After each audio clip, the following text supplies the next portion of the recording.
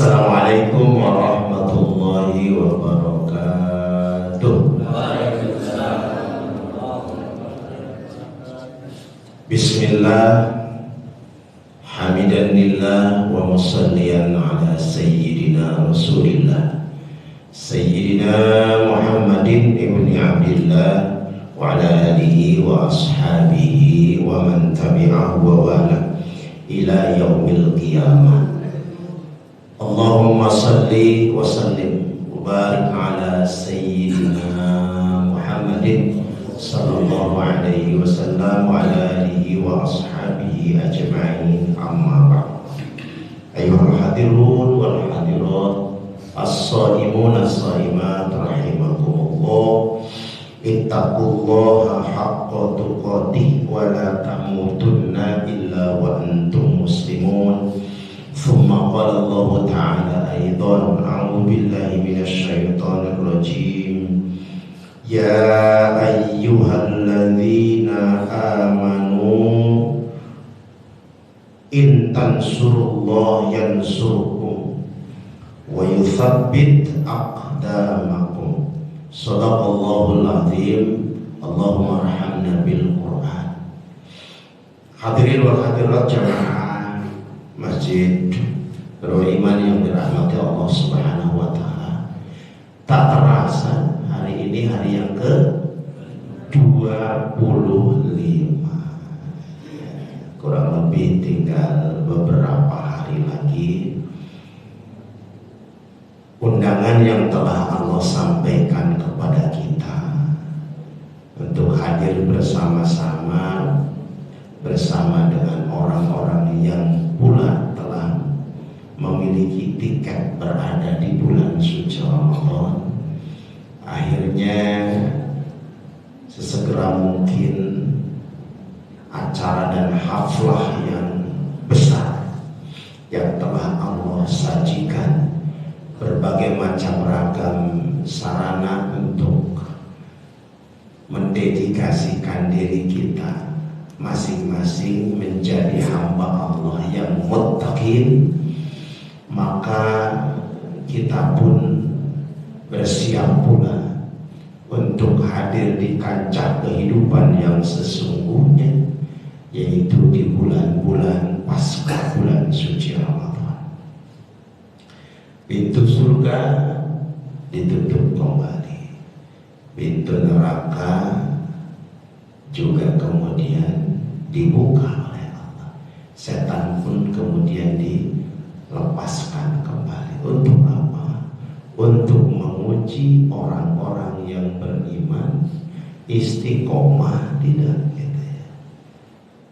Selama bulan suci Ramadan sebagai miniatur kondisi umat, yaitu kaum muslimin yang memiliki kriteria dan ciri sebagai orang-orang yang beriman, sehingga mampu untuk merespon dan merealisasikan apa saja yang Allah telah perintahkan dan apa saja hal-hal yang telah Allah larang. Sikap orang-orang mukmin mah cuma satu saja: siap mendengar dan siap untuk melaksanakannya. Nah, bagaimana kemudian setelah kita nanti pasca bulan suci Ramadan dalam kehidupan nyata kita, dan Allah tidak memberikan lagi waktu dan suasana serta balasan sebagaimana kita rasakan pada bulan Ramadan ini. Bahkan di hari-hari terakhir 10 hari bulan Ramadan, Allah siapkan satu kemuliaan yang akan diberikan kepada siapa saja yang mau. Ya, baik. Apa kemuliaan itu? Yaitu Lailatul Qadar.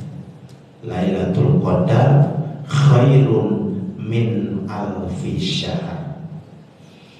Jadi ketetapan Allah dalam surat Al-Qadar tersebut menunjukkan kepada kita andai kata kita menginginkan satu kebaikan yang tidak ada di bulan-bulan selain bulan Ramadan dan besarnya gak keturunan, amal soleh yang dilakukan pada malam itu, kebetulan malam itu ada termasuk malam Lailatul Qadar, malam yang sungguh dimuliakan oleh Allah Subhanahu wa Ta'ala, maka orang yang beramal soleh di malam itu mendapatkan balasan, ya, balasan yang ditujukan kepada orang-orang yang berbuat atau melakukan amal soleh selama 1000 bulan di bulan selain bulan Ramadan. Jadi amal soleh siang hari, amal soleh malam hari, amal terus setiap hari selama 1000 bulan. Kemudian Allah berikan kebaikan itu dan tanpa cacat sedikit. Itu balasan yang telah Allah janjikan di dalam penghujung bulan suci Ramadan. Malam kapan? Kita tidak ada yang tahu, cuma beberapa hadis yang menjelaskan. Para sahabat menyebutkan tanggal 27, ada yang menyebutkan pokoknya 10 hari terakhir di bulan Ramadan di malam-malam ganjil.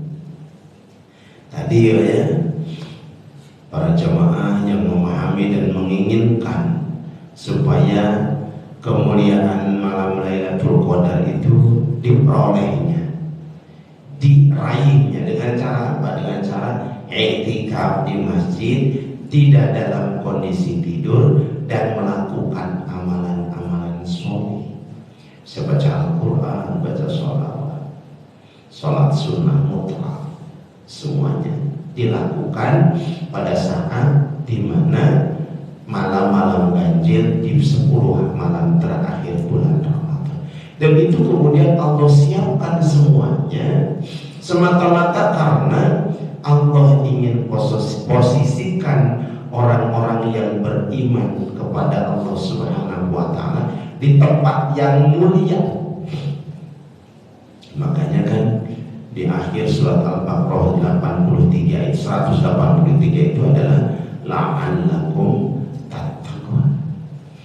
Bapak Ibu rahimakumullah, ini satu kenyataan bahwa bulan yang telah Allah muliakan sebentar lagi akan pergi, gitu loh maksudnya. Ya, akan melewati kita. Nah, bagaimana kita manfaatkannya? Ya tentunya di siang harinya selain kita saum, kita lakukan amal-amal yang soleh, amal-amal yang diperintahkan oleh Allah dikerjakan, ya, perbuatan-perbuatan yang dilarang oleh Allah ditinggalkan. Maka kata baginda Rasul, ghufira lahu ma taqaddama min dambi, maka Allah akan mengampuni dosa-dosanya yang telah lalu. Itu di siang hari, ya. Sementara balasan atau pahala saum beda lagi. Kata baginda Rasul, Allah pernah berfirman, wa ana ajzibi ain jibzan ajzi, ya, wa ana ajzi, maka akulah yang akan memberikan balasan kepada mereka. Jadi saum pahala tersendiri, Bapak Ibu rahimakumullah. Dan itu hanya Allah saja yang berhak, yang memiliki hak prerogatif untuk membalas amalan puasa kita. Nah, amalan-amalan yang kita lakukan selama kita saum pada siang hari di bulan Ramadan, Allah balas kebaikan itu, berikan Allah pahala 10 kali lipat sampai dengan 700 kali lipat. Baginda Rasul menyebutkan angka, ya. Tapi ketika berbicara tentang puasanya sendiri nggak ada angka. Dan kata Allah, wa ana ajzibi, dan aku sajalah yang akan Jadi itu di siang hari, Pak. Ya, dan itu tidak ada di bulan selain bulan Ramadan. Siang harinya kita diberikan pahala oleh Allah Subhanahu wa Ta'ala. Makanya ada istilah di dalam satu hadis baginda Rasul bahwa tidurnya orang berpuasa itu berpahala. Bukan tidurnya yang berpahala, bukan. Puasanya seseorang tersebut. Faktanya ketika dia tidur, ya, baru terbangun, selama tidur tidak akan dicatat oleh Allah, tidak akan dihisab apakah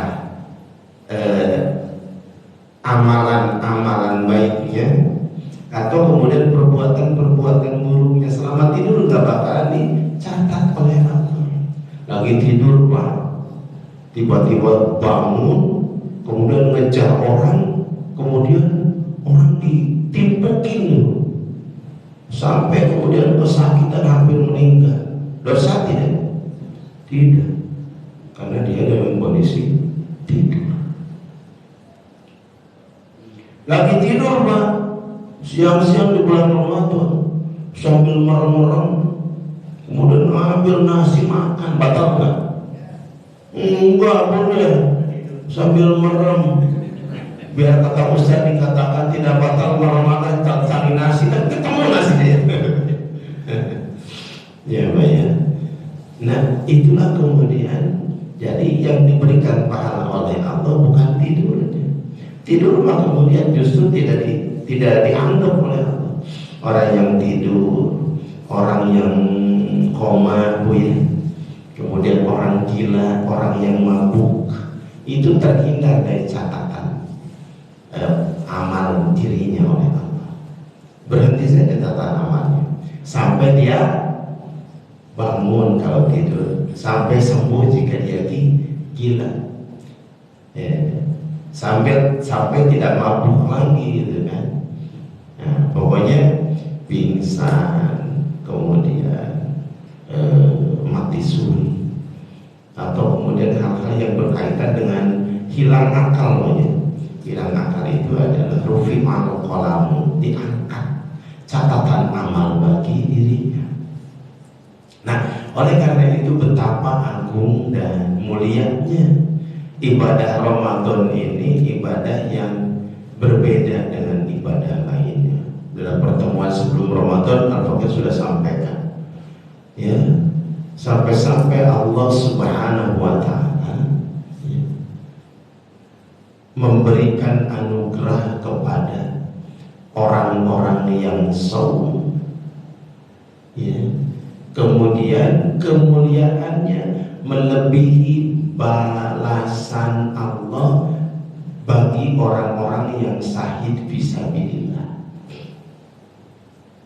Jadi pahala saum di bulan Ramadan dengan imanan wa ihtisaban, derajat dan kebaikannya itu di atas orang yang sahih.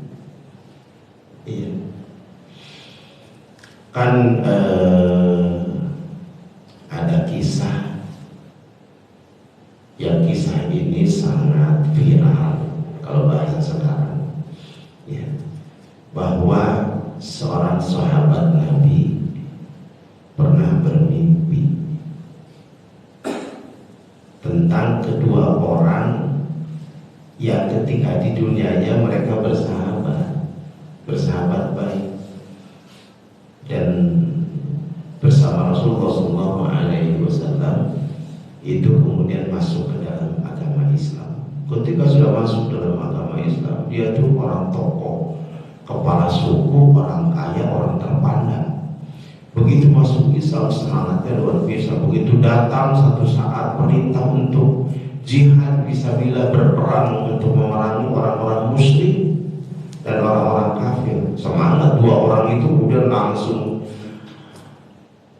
lari secepat-cepatnya untuk merespon tentang seruan untuk jihad, seruan untuk berperang melawan orang-orang musyrik. Karena apa? Karena yang mereka ketahui amalan yang tinggi pahala dan derajatnya Ya ketimbang amalan-amalan yang lain adalah amalan saat dia syahid fisabilillah, mati syahid di jalan Allah. Begitupun kedua orang ini, kemudian yang satu gugur di medan jihad, ya mati syahid ternyata. Dan perang itu kemudian termasuk kategori perang yang dimenangkan oleh kaum muslimin. Nah, singkat kata, bahwa seorang sahabat ini menceritakan tentang mimpinya kedua orang sahabat ini. Nah, yang satu telah wafat karena mati syahid, yang satunya 1 tahun kemudian setelah wafatnya temannya yang mati syahid itu. Nah, kemudian isi dari mimpinya itu adalah saat mereka bertiga berada di depan pintu surga, maka kemudian salah satu di antara dua orang yang bersahabat itu dipanggil terlebih dahulu. Kedengaran suara di dalam surga, silahkan masuk ke surga atas nama si Fulan bin Fulan yang wafat 1 tahun setelah temannya wafat. Ya, sahabat Rasul yang memimpikan itu kaget, sampai terkaget-kaget. Bukankah pahala yang paling tinggi itu adalah pahala syahid di jalan Allah? Kok yang dipanggil duluan ke surga orang yang meninggal setelah temannya mati syahid? Ini ada apa gitu, Bang? Wah, tersiar itu. Semua merasa tidak percaya ya akan isi mimpi dari sahabat Rasul itu. Maka kemudian sampailah informasi itu kepada baginda Rasul sallallahu alaihi wasallam. Maka seorang sahabat yang bermimpi itu disuruh menceritakan tentang kisahnya pertemuan dengan 2 orang sahabat yang masuk surga, yang masuknya lebih dulu orang yang 1 tahun setelah temannya mati syahid. Kenapa? Itu kan. Kemudian Rasulullah SAW dengan nada tersenyum bahwa kisah ini adalah melalui mimpi yang dimimpikan oleh sahabat Rasul adalah kebenaran yang nyata. Artinya Rasulullah membenarkan bahwa orang yang mati bukan mati syahid, tapi kematiannya biasa, bahkan kemudian sakit terlebih dahulu, kemudian justru yang masuk terlebih dahulu dipanggil ke dalam surga, yaitu orang yang mati biasa setelah temannya mati syahid. Nah, maka kemudian singkat kata bahwa semua yang ada di sekitar sekeliling Rasulullah SAW sambil bertanya, kemudian kebingungan, padahal selama ini yang mereka pahami bahwa orang yang mati syahidlah itulah puncak kebahagiaan ketika di akhirat, karena langsung masuk ke dalam surga tanpa hisab. Ini justru kok yang masuk lebih dulu bukan yang mati syahid. Rasulullah bertanya kepada para hadirin yang ada di sekitar beliau pada saat itu, sebentar dulu nih, kok jadi baperan begitu gitu kan? Mereka yang hadir itu jadi nggak enak hati gitu kan. Sebelumnya Rasulullah menyampaikan mati syahid adalah penghujung kenikmatan dan kebahagiaan, tapi yang dipanggil bukan karena mati syahid. Apa jawaban Rasulullah SAW? Ada pertanyaan dari Rasulullah SAW. Apakah orang yang meninggal 1 tahun setelah orang atau temannya mati syahid itu adalah mengalami masa sampai dengan bulan Ramadan di tahun itu? Ya iya Rasul, kan dia hidupnya 1 tahun setelah wafatnya temannya itu, pasti melewati bulan suci Ramadan. Kata Rasulullah, "Sodaq, tak benar Anda, karena sesungguhnya kisah orang yang mati syahid dengan seorang yang mati dengan sakit terlebih dahulu dan dikarenakan ya kan melewati bulan suci Ramadan, maka perbedaannya antara mereka berdua seperti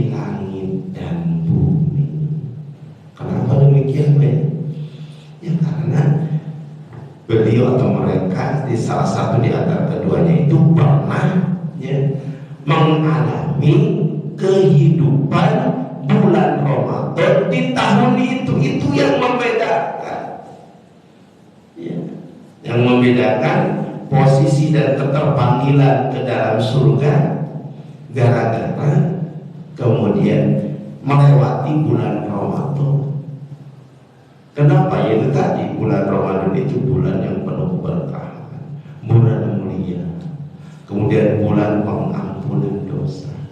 Semua orang pasti bilang kemudian diampun dosanya oleh Allah Subhanahu wa Ta'ala tatkala mereka itu kemudian berpuasa di bulan Ramadan di siang hari.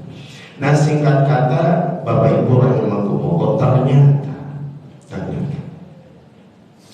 kenapa Allah Subhanahu wa Ta'ala memerintahkan saum itu kepada orang-orang yang beriman?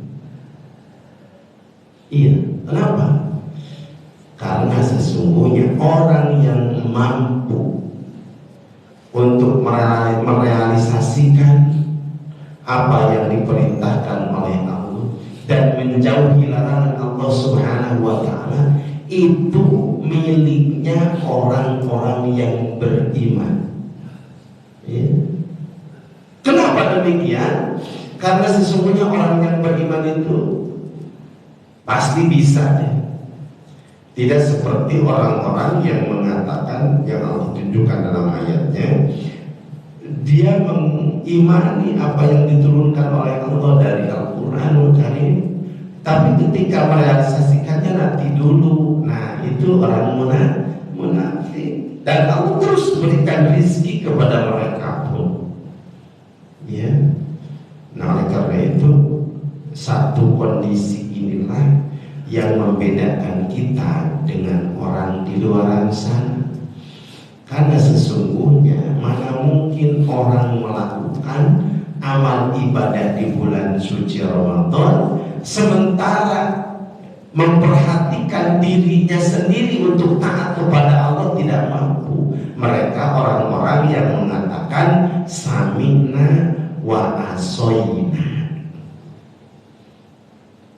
Kita mau orang-orang yang beriman, ya kan ketika Allah menyeru, ketika Allah memerintah, apa kemudian yang direspon oleh saudara-saudara kita dan kita sendiri? Merespon dengan dua kata tadi, sami'na wa ata'na. Ini ketetapan Allah, maka kemudian kita harus dengan sama untuk mensolusikan semua hal yang menjadi permasalahan dalam hidup kita.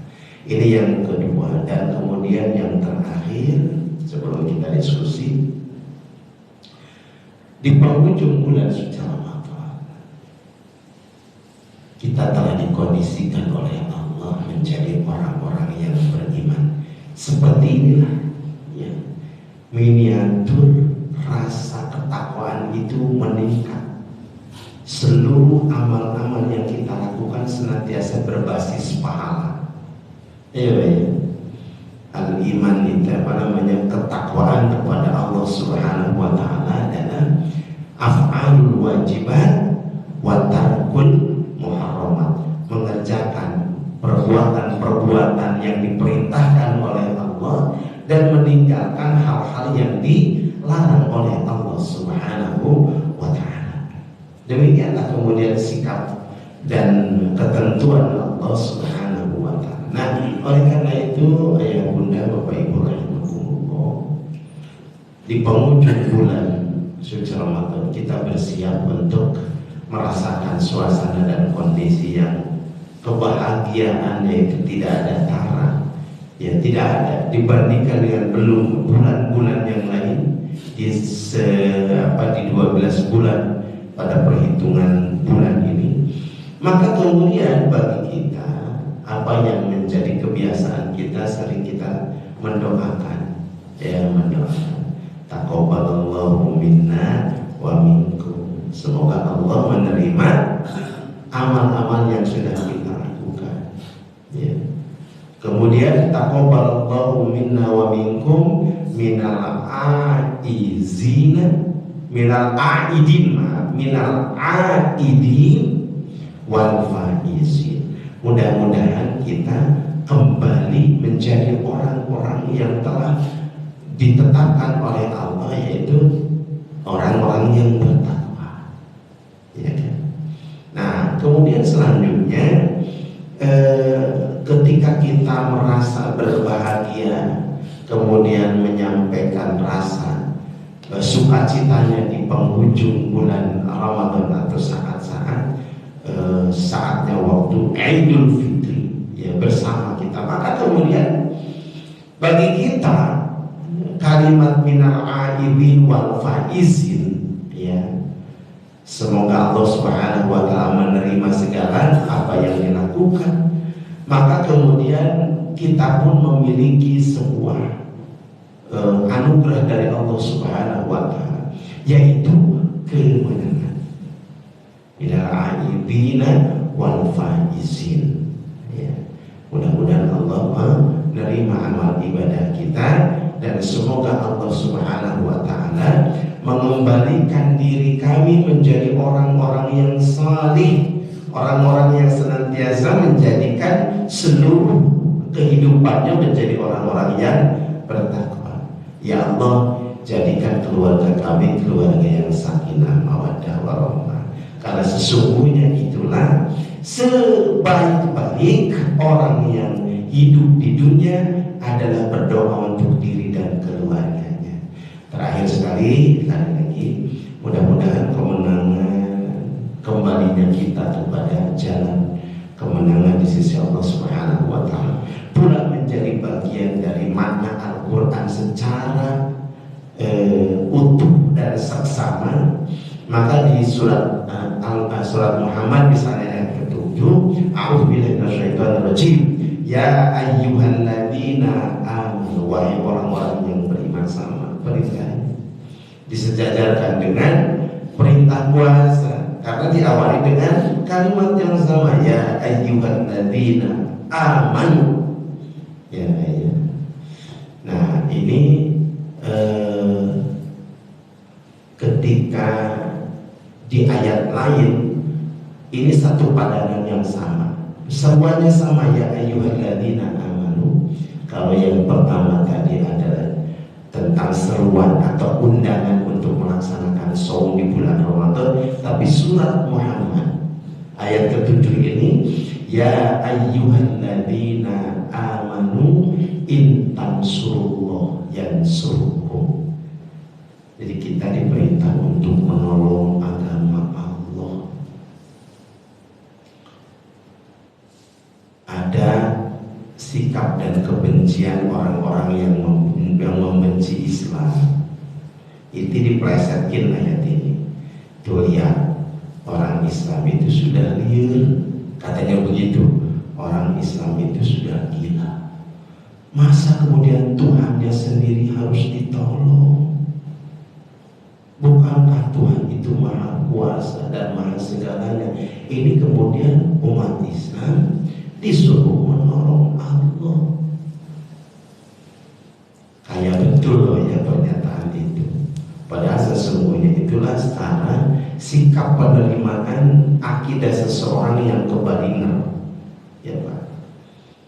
Dan makna dari ayat itu sesungguhnya, intan surullah, jika kalian menolong Allah, dalam artian bukan menolong Allah kesusahan, Allah sendirian sudah tidak mampu lagi untuk berbuat, bukan, justru kita yang butuh. Jadi kata Allah, jika kalian menolong agama Allah, apa agama Allah? Ya, wa'tasimu bihablillah jami'an. Ya. Apa kemudian tali Allah itu? Al-Islam. Jadi siapa orang yang menolong Islam dari sesuatu sikap dari orang-orang yang membenci Islam itu, kemudian dengan terang-terangan gitu ya, untuk menghina segala sesuatu yang ada dan menjadi bagian dari kontrol kaum muslimin secara sepenuhnya. Nah, karena itu sekali lagi Bapak Ibu rahimakumullah, jadi sesungguhnya perintah dari surat Muhammad ayat ke-7 ini, kita sebesar-besarnya kesempatan dan peluang selain kita membaca Al-Quran pun kita diwajibkan untuk mendapatkan penjelasan tentang apa yang dibaca, ya kan? Apa yang dibaca. Maka jangan sampai seperti hasil survei dan riset yang dilakukan oleh DMI Pusat, sebagaimana Wakatunya menyampaikan pada tanggal 23 Januari tentang kondisi kaum muslimin, ya, dari berbagai sumber yang kemudian diputuskan dan ditetapkan ini sebagai satu hal yang sudah disematkan kepada seseorang menjadi orang-orang yang diridhoi oleh Allah Subhanahu wa Ta'ala. Itu bukan Allah, tetapi syariat-syariatnya dilaksanakan, seluruh perintah Allah ditunaikan, dan kemudian seluruh hal yang dilarang oleh Allah ditinggalkan. Nah, ketika kemudian bertolak belakang, nggak mungkin Allah akan memberikan pertolongan kepada kita.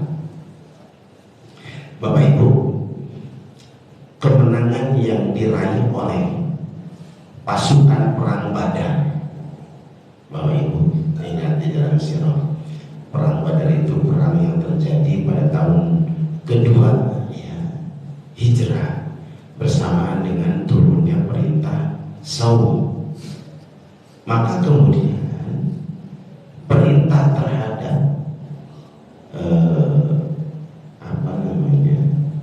menolong agama Allah secara hakiki dengan melaksanakan seluruh syariat-syariatnya dialami oleh pasukan kaum muslimin pada saat perang Badar. Perang Badar itu sesuatu yang dahsyat sekali, Pak.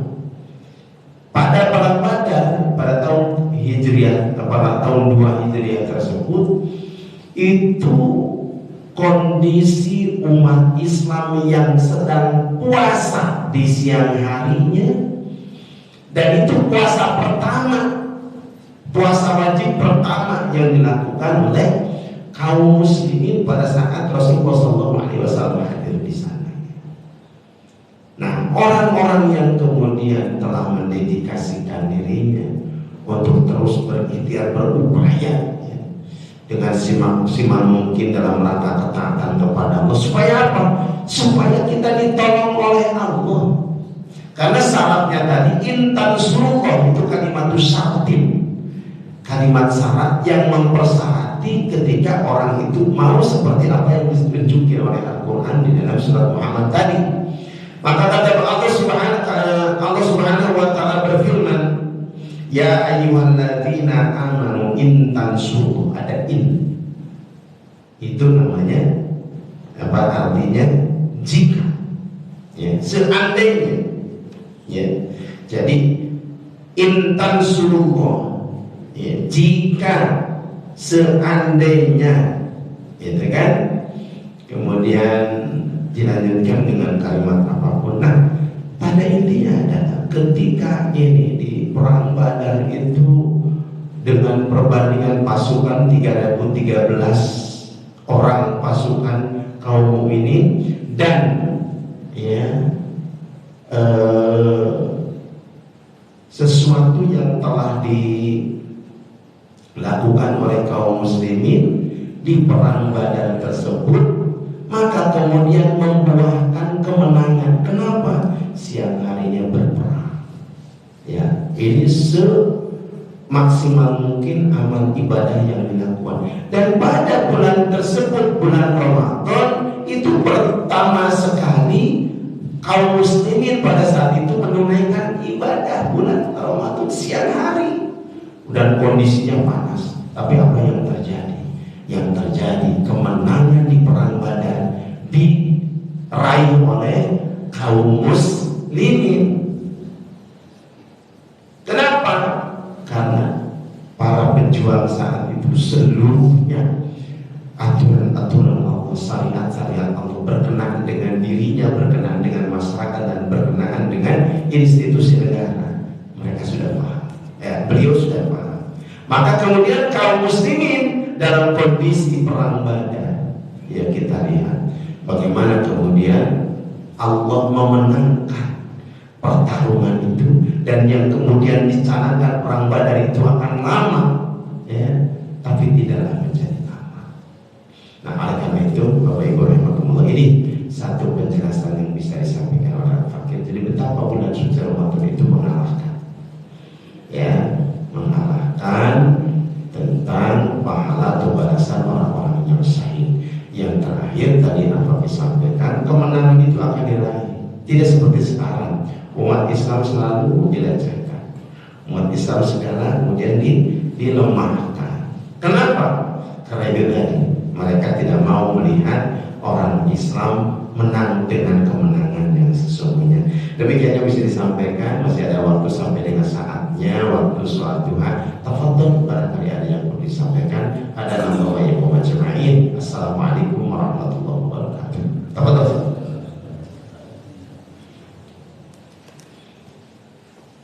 Silakan Baji. Bismillahirrahmanirrahim. Assalamualaikum warahmatullahi wabarakatuh. Waalaikumsalam warahmatullahi wabarakatuh. Tentang definisi jihad fisabilillah. Apakah jihad fisabilillah di dalam peperangan memerangi campur, bukan orang kafir doang, orang Islam kayak di Timur Timur contohnya, itu apakah termasuk, kalau gugur dalam peperangan termasuk jihad fisabilillah atau gimana? Yang pertama. Yang kedua, dengan kondisi puasa kita mencari nafkah. Kan mencari nafkah kan jihad fisabilillah. Nah itu apa, kalau dia baru berangkat kerja atau bekerja, dia dalam kondisi kecelakaan kerja dan meninggal, termasuk Terima kasih. Baik, jazakumullah khair. Langsung jawab Pak ya. Ya, berkenaan dengan jihad, ya, apakah jihad saat peperangan ya? Jihad saat peperangan dan kemudian seseorang itu sampai dengan wafat ya. Apakah kemudian seorang itu termasuk kategori mati syahid? Karena pada saat berperangnya itu kemudian ada orang muslim, ada orang yang pasti kemudian mereka sama-sama melaksanakan satu perintah di dalam syariat, perintah di dalam undang-undang, bahwa setiap orang yang melakukan perang di jalan Allah dengan niat mendapatkan ridho di sisi Allah Subhanahu wa Ta'ala, maka seluruh aktivitasnya berkenaan dengan perang tersebut, ya, sampai kemudian wafat misalnya, itu pasti kemudian sudah terkategori hukum mati syahid, gitu Pak ya. Dan kemudian orang non muslim gimana gitu kan, dikatakannya saja ke mereka, ada nggak perintah jihad gitu kan, ada nggak perintah jihad? Kalau tidak ada berarti ya ini hanya dikira saja gitu ya. Nah ini kemudian yang berikutnya. Kemudian selain dari itu, apakah ketika kita mencari nafkah, apakah itu juga syahid fisabilillah? Baik, ini makna jihad itu adalah tidak ada di dalam nas itu makna yang lain kecuali yaitu dengan menggunakan kalimat, ya, misalnya syahid di jalan Allah. Nah, bagaimana kemudian orang yang sedang melakukan amal-amal baik, kenapa demikian? Kenapa kemudian kita berpikir bahwa kita mencari nafkah itu kemudian jihad? Makna jihad di sini adalah kesungguhan untuk meraih ridho Allah, sungguh-sungguh, ya, menjaga. Tapi istilah jihad berkenaan di dalam nas-nas Al-Quran atau hadis itu satu aja maknanya, adalah Alkitab, berperang. Nah, apakah kemudian ketika saat seseorang meninggal sedang dalam perjalanan kemudian mati ya, atau kemudian kesakitan langsung meninggal, dan insya Allah beliau adalah termasuk kategori husnul khotimah. Nah, apakah kemudian kalau meninggal termasuk syahid? Iya ya, ketika tapi itu dalam bentuk nilainya saja. Nilainya sama dengan seperti orang yang sedang berjihad, betul ya, dengan kesungguhan, kemudian dengan keseriusan, menggunakan seluruh sarana ya untuk dijadikan sebagai sarana mencari nafkah. Semuanya mereka akan bersaksi semua hal yang mendukung itu, dan termasuk kategori ibadah yang luar biasa ya. Kenapa? Karena sesungguhnya ketika kita berjalan keluar rumah menuju tempat kerjaan, wah luar biasa itu. Kalau sekarang mungkin karena kita punya kendaraan, sampailah di tempat tiba-tiba gitu.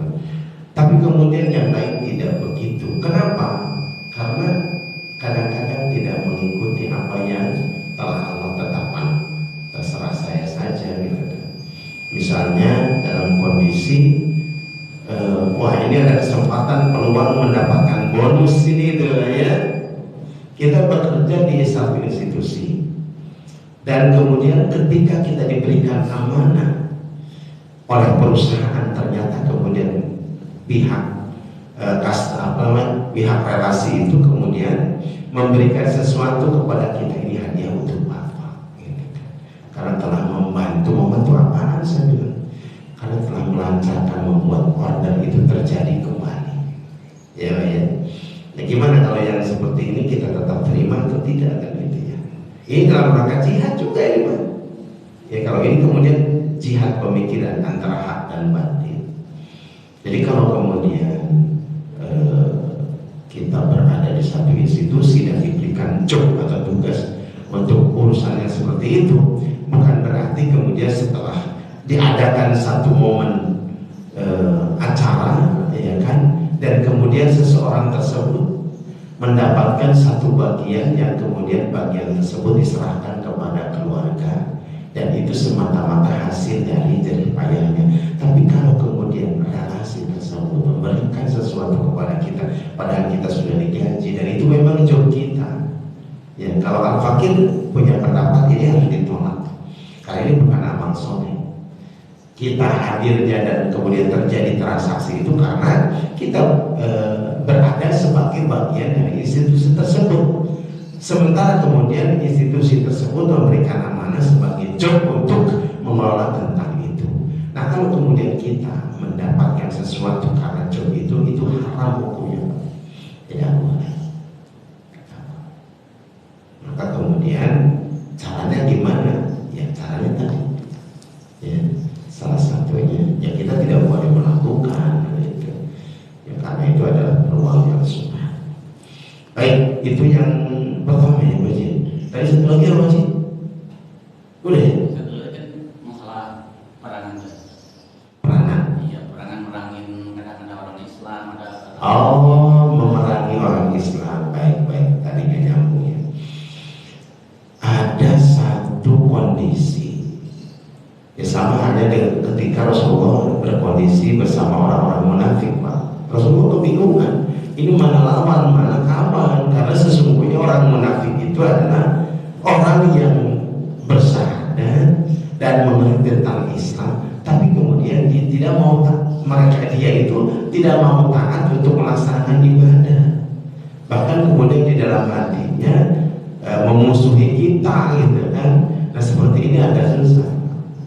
Kita justru kemudian tidak akan berani untuk berperang dengan mereka karena ada orang-orang mukminnya gitu.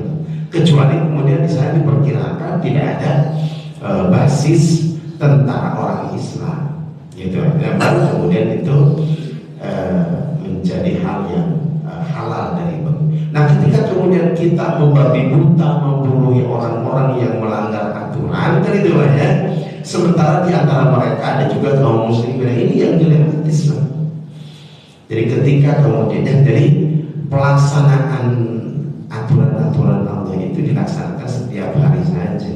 Maka ketika terjadi permasalahan di antara institusi apa, kemudian terjadi peperangan atau sampai kemudian saling membunuh karena ada sesuatu yang harus dibela dan sebagainya, kembalikan lagi kepada ranah hukum. Dalam berperang tidak boleh sesama muslim. Yang kedua, tidak boleh membunuh anak-anak.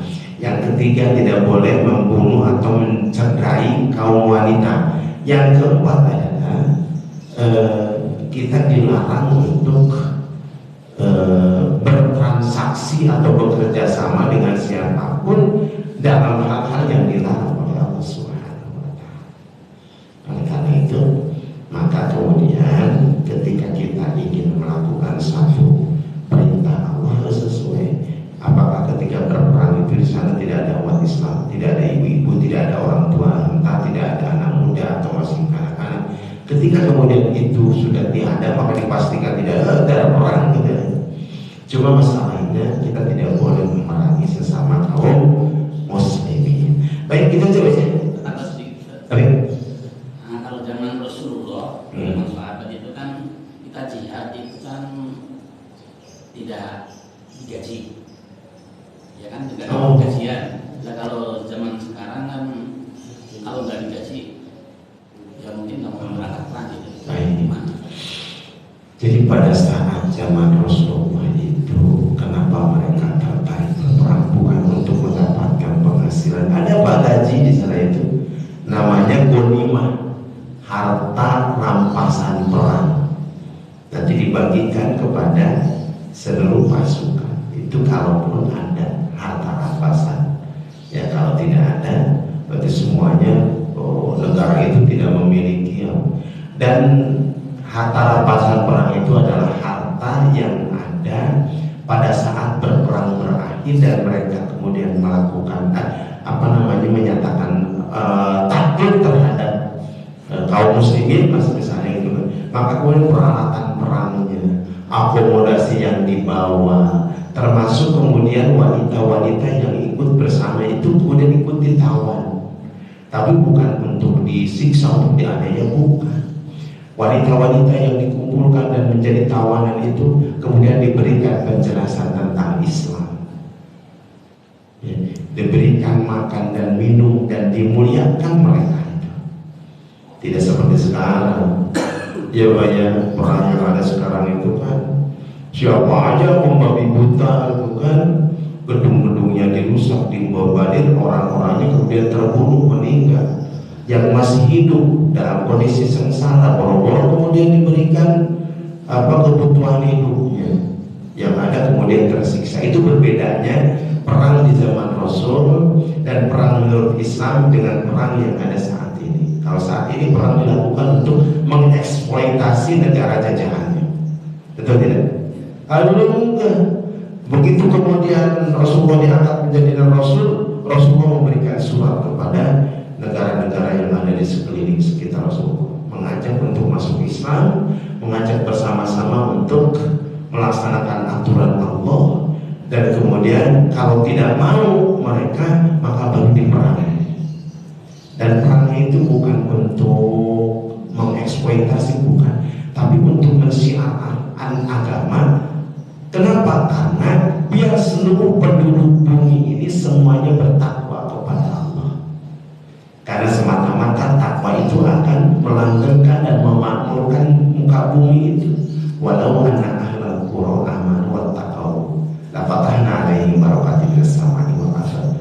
Dan sekiranya penduduk negeri itu beriman dan bertakwa kepada Allah, maka Allah akan menurunkan keberkahan di dalam kehidupan dari langit maupun dari bumi. Nah, sementara kalau kemudian di muka bumi ini Rasulullah sudah menjadi Rasul dan pemimpin negara, tapi kemudian kemaksiatan, penyimpangan untuk tidak menyembah kepada Allah masih terjadi, maka kemudian keberkahan tidak akan diturunkan oleh Allah Subhanahu wa Ta'ala. Maka tugas dan misi pertama dan paling utama Rasulullah menjadi Rasul dan menjadi pemimpin negara kaum muslimin adalah satu, mensiarkan Islam, supaya Islam dilaksanakan, Islam diamalkan oleh seluruh umat manusia. Begitu Pak. Nah kalau kemudian perang yang sekarang kan bagaimana? Bolehlah perang tapi kemudian sebagai tentara kan digaji, Pak ya? Iya, maka kemudian kalau tidak digaji nggak bakalan menjadi bagian dari pasukan. Nah kalau zaman Rasulullah bukan. Ketika kemudian ada seruan jihad dilaksanakan hari ini tanggal sekian di tempatnya di mana? Tempatnya di gunung pasir antara Makkah dan Madinah. Ingat, dalam peperangan di dalam Islam tidak boleh ada ranting pohon satu pun terkelupas dan haram hukumnya. Tidak boleh ada anak kecil teraniaya gara-gara perang. Tidak boleh ada perempuan yang tersiksa teraniaya gara-gara perang. Tidak boleh ada yang tua renta kemudian terbunuh gara-gara perang. Haram hukumnya. Makanya perangnya di mana dilaksanakannya, Pak? Di tempat yang jauh dari kehidupan dan kondisi kehidupan masyarakat. Makanya yang dibawa perbekalan, Pak, untuk makan, misalnya makan sekian lama, diperkirakan perangnya 1 bulan. Pasukan yang mengikut misalnya 3.000, sekali makan misalnya sehari makannya 3 kali, tinggal dikalikan dong. Ya, jadi berapa harus bawa onta, bawa perbekalan, bawa beras segala macam. Kenapa, Pak? Ya itu kemudian berperang di tempat yang jauh, bukan di tengah kota dibombardir seperti sekarang yang dilakukan oleh Israel. Itu bukan seperti itu, Pak. Dalam Islam ada larangan ranting pohon satu pun kemudian terkelupas gara-gara tertembak misalnya atau gara-gara perang, itu haram. Gitu, Pak ya. Jadi dulu perang itu berlomba-lomba, ketika ada seruan perang dari pimpinan negara maka siap semuanya bergerak sampai tujuannya adalah mati syahid. Baik, cukup ya. Nanti nanya, kan suksesnya puasa itu kan dalam bulan Ramadan dia bisa mempraktekkan istiqomahnya di bulan lain. Terus tapi kenyataannya kita kembali ke semula, kita maaf-maafan bulan puasa tapi tetap setelah puasa masih belum bermaafan. Itu sikap trik apa untuk bagaimana kita mengimplementasikan sebulan ini di bulan lain itu istiqomah, bisa hikmahnya itu bisa dijalankan. Iya, ya ini permasalahan, ya, permasalahan umat. Kita tidak bisa menyalahkan siapapun, karena sesungguhnya istiqomah di dalam kesalehan itulah yang kita menjadi orang-orang yang dijuluki oleh Allah sebagai orang mutakin sepanjang masa. Apa orang mutakin itu, Pak? Kan cirinya 2, af'alul wajibat wa tarkul maksiat. Kapanpun dimanapun melaksanakan seluruh perintah-perintah Allah dan Rasulnya serta meninggalkan larangan-larangan Allah dan Rasulnya di bulan apapun. Nah saat ini kita sedang melaksanakan riyadhah, latihan. Makanya kemudian momentumnya luar biasa. Allah berikan pahala yang lebih besar. Allah kondisikan semuanya ya, dalam kondisi merasa taat dan dekat kepada Allah Subhanahu wa Ta'ala. Bagaimana kemudian caranya? Pertama, Pak ya, ketakwaan itu terjadi dengan 3 pilar. Ketakwaan individu di rumah, anak-anak, jaga diri dan hati. Aduh, itu kan ya pada anak-anak kita. Kata sang ibu sama ayah juga, jaga hati dan amal. Gitu ya. Saling menjaga di antara keluarga. Keluar tuh, Pak, keluar ke masyarakat. Nah, bagaimana kemudian ketakwaan tercipta di masyarakat? Kan ada pemimpin semacam RT dan RW. Itu bagaimana kemudian di masyarakat terkecil itu diciptakan, ditumbuhkan rasa ketaatan kepada Allah. Begitu datang ngomong adan, ya subuh misalnya, itu Pak RT dan Pak RW gerak gitu ya, keliling, ayo seluruh warga RT berapa ya Pak? Seluruh warga RT 5 kaum muslimin, wabil khusus bapak-bapak, yuk sama-sama kita pergi ke masjid untuk sholat berjamaah. Peran siapa Pak? Ketika sholat kan dalam sholat, biasanya di dekat saya ada bapak anu, kemana ya? Nggak ada. Itu kemudian kita merasa kehilangan, ya, merasa kemudian kemana? Setelah ditanyakan, oh iya bapak anu sakit, kan? Bagaimana kemudian peran kita sebagai saudara? Kalau tidak datang kenapa? Diontol ke rumahnya, Pak. Tadi kemana? Kok nggak datang sholat subuh ya? Saya dekat saya. Itu begitu itu. Nah begitu pun yang ketiga, pilar negara. Iya Pak. Ketika pelanggaran itu terjadi, yang berhak memberi sanksi bukan Pak RT, bukan ketua takmir, tetapi hakim. Ada pencurian ini, di mana saling terjadi, ada yang meninggalkan sholat, itu ada sanksinya loh. Orang yang meninggalkan sholat alasannya apa? Itu ada dalam fikihnya. Maka kemudian itu ada sanksinya. Ketika orang yang meninggalkan sholat merasa itu adalah bagian dari privasi dirinya, itu hak asasi. Kenapa urusan kita niat apa? Kemana tadi kok gak datang sholat subuh? Emang kenapa? Hak saya bersyukur atau tidak? Nah, nggak begitu. Ketika terbukti terlanggar dia meninggalkan sholat, datang Pak Hakim, ini warga kami kata Pak RT, ada yang meninggalkan sholat ini, alasannya silakan Pak Hakim tanya dan kemudian selidiki dan kemudian tolong dieksekusi. Begitu Pak. Itu dalam ketakwaan negara, ketakwaan individu, ketakwaan masyarakat, ketakwaan bernegara. Karena yang punya aturan negara, yang punya sanksi, menetapkan sanksi adalah negara. Ketika ini semua dilakukan, insya Allah kapanpun dan dimanapun, siapa yang mengatakan Allah? Kata Allah Subhanahu wa Ta'ala, ya ayyuhalladzina amanu ittaqullaha haqqa tuqatih wa la tamutunna illa wa antum muslimun. Janganlah kamu mati sebelum Islam terlaksana dalam seluruh aspek kehidupan. Ketika kemudian ada aturan Islam yang tidak dilaksanakan, maka wajib hukumnya untuk diterapkan. Kalau tidak, kita terkena dosa kifayah. Seperti tadi ada yang sholat sengaja meninggalkan, kita tidak ada yang menanyakan dan kita tidak abai, maka mestinya diberikan sanksi ini tidak. Misalnya contoh banyak, belum lagi kita berbicara tentang pencurian, pembunuhan, perzinahan. Ketika kemudian tidak diterapkan aturan, kita terkena dosa. Dosa apa? Dosa kifayah. Ada satu orang saja yang melaksanakan aturan itu, maka terbebas semuanya. Kapan dilaksanakan? Wala tamutunna illa wa antum muslimun.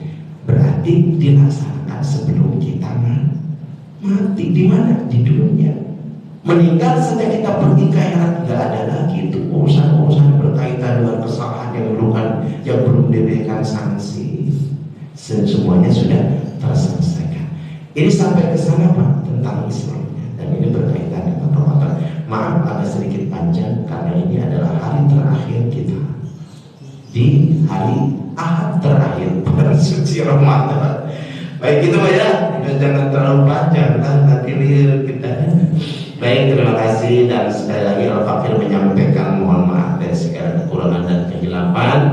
Insya Allah kita akan sampai kepada penghujung bulan suci Ramadan, dan kita telah disiapkan oleh Allah kemenangan yang nyata menjadi diri kita dengan kalimat doa minal aidina wal faizin wal maqbulin. Amin ya rabbal alamin. Baik, kita akhiri dengan doa. Bismillahirrahmanirrahim. Alhamdulillahirabbil alamin. Allahumma shalli ala sayyidina Muhammadin salatan tunjina biha min jami'il ahwali wal afat wa taqdiruna biha jami'al hajat wa tubayyinuna biha min jami'is sayyi'at wa tarfa'una biha indaka 'ala darajat wa tuballighuna biha as-sabayat min jami'il khairat wa hidayat wa rahmatullah. Allahumma rabbana taqabbal minna salatana wa siyamana wa qiyamana wa ruku'ana wa sujudana wa taqarrusu'ana wa ta'abudana wa ta'min taksirana ya Allah ya rabbal alamin.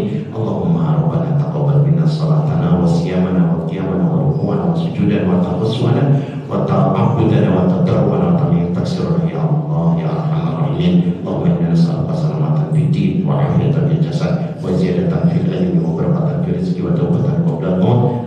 من المطر وانفرت العظمة اللهم حبنا علينا في سقط الله ودرجة من النار وعفيت الحساب ربنا آتنا في الدنيا حسنة وفي الآخرة حسنة وقنا عذاب النار صلى الله على سيدنا محمد وعلى آله وصحبه أجمعين سبحانك اللهم وبحمدك أشهد أن لا إله إلا أنت أستغفرك وأتوب إليك والحمد لله رب العالمين. Aku minkum mohon maaf pada